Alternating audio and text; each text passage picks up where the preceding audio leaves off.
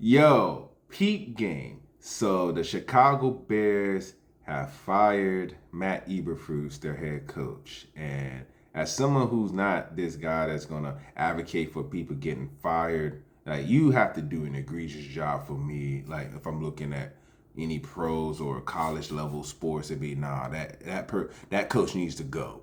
Or any sport that I watch and I'm aware of. That I know a little something about.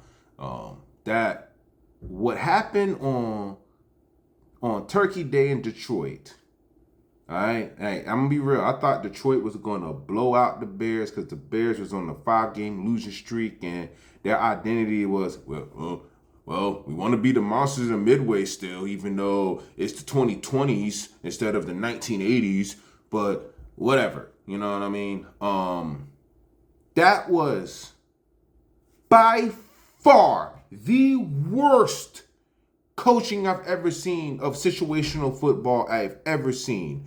All right. Now, I know Caleb Williams deserves some blame because of that sack he took, which ran the clock. I think there's a rule. I think Jeff Saturday said it on ESPN, and Shannon Sharp said it on ESPN or his podcast, or they said it on a podcast, and other former pro players that said 1, 2, 3, throw it away.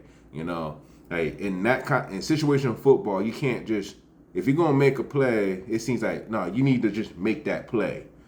Particularly now, if you keep running around as a quarterback, you need to throw the ball away. There's great coverage and whatnot going on. So, but at Matt Eberflus, that was oh god, you have a fucking timeout. Your rookie quarterback, took a bad sack, which knocked you out of field goal range. Take the fucking timeout. Okay, you have about 30 seconds. It's third and long. You can do a couple of intermediate plays. Everybody run up, spike the ball. Well, no, you couldn't spike the ball. Everybody run up. They have 2 plays to go. Either run your field goal unit out there for a long field goal, or you get up, you do a fourth down play, and you go from there. But at least take the time out. That way you have time, and you can actually come up with 2 plays just in case the third down one doesn't get as close, or we don't get the first down. Boom. You can have that fourth down play ready to go. Boom. You hit Caleb Williams. Okay, this is the play. Boom. Go. And I mean, had they have lost that game in that, you could say, okay, they tried. Detroit was the better team and played better football when it was needed most. But the Bears had a chance to tie the game, take it to overtime. And they couldn't because their former head coach doesn't understand that you can't take those timeouts with you. The game was over. The game ended 23-20 Detroit. All right, the Bears made up a hell of a comeback in the second half. I thought Detroit was rolling. I thought Detroit had that game won at the half, but the Bears like nah. And obviously, I should have known better because divisional game. But the fact that the coach is the reason why those players, like Keenan Allen said, I feel like we played well enough, especially in that second half, to win that game. I don't know what happened. Why the fuck didn't you call a timeout? Didn't have plays going in. Caleb Williams confused on what the fuck to run. You ain't give the man at least like, okay, do these 3. Here's these 3 plays we're going to do. You pick, if it's this situation, you do this one. If it's this situation, do this one. Or whatever, situational football, man. I mean, the Bears, I think, have lost in this losing streak they're on, which is now 6.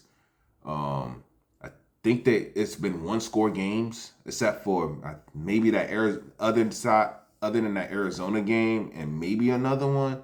But they have lost a lot of 1-possession games by whether a blocked field goal, gave up that Hail Mary to Washington, etc.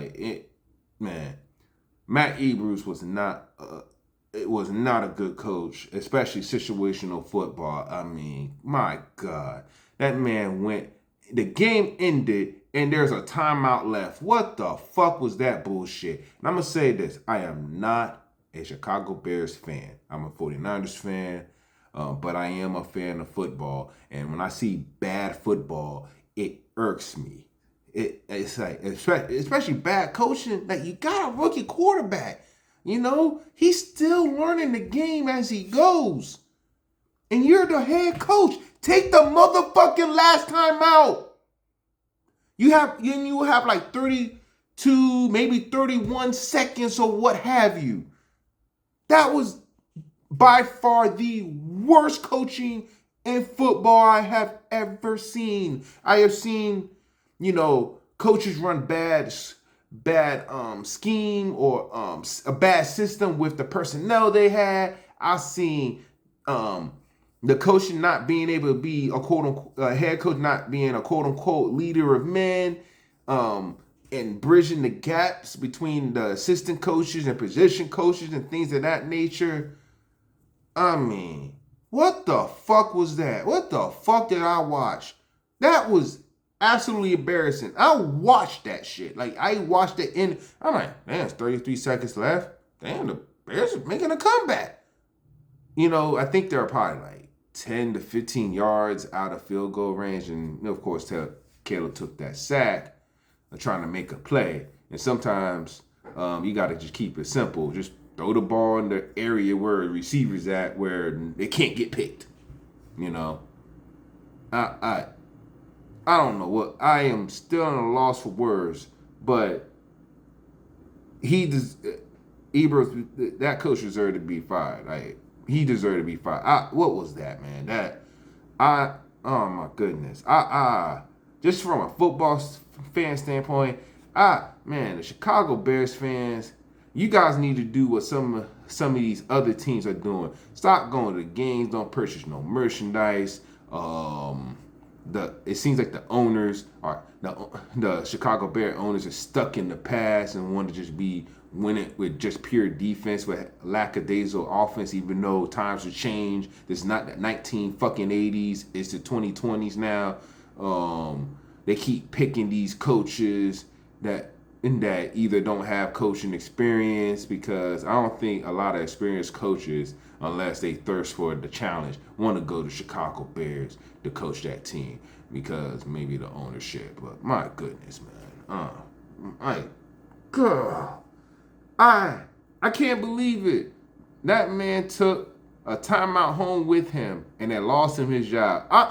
I'll say this. I think had he coached better and they lost that game, he's still the coach of the Bears. Because he can say, look, we're close, guys. We came together. We repeat what we did in that second half. We can really make a run and play spoiler if we get out the playoffs. Nope, can't do that now. Now you sitting at home. I mean, granted, he gonna get your money. Cool. But you out of a job. And that tape he put out there, a lot of owners and GMs gonna remember that. So if he is an offensive GM, I think he's an offensive guy. I don't know. Or decor. I don't know which. I want to say offensive. He's an offensive guy. I could be wrong, so don't quote me on that. Like I said, I'm not a Bears fan, so I don't really keep up with their personnel and all that. I just kind of look at how the teams play. Anyways, but goodness gracious, man. Oh, my goodness. All the man had to do was take a timeout and manage the game well, and he would have had his job. And then he went in that press conference and said all that bullshit. I don't know what he said. I couldn't care less what the fuck he said. Just own up to it. Look, man. Look, I wanted to do this. I missed it. Take the heat on to you, because that wasn't the players' fault. The first half you can say, oh, the players weren't playing hard. You can do that, and then you got to do your halftime adjustments.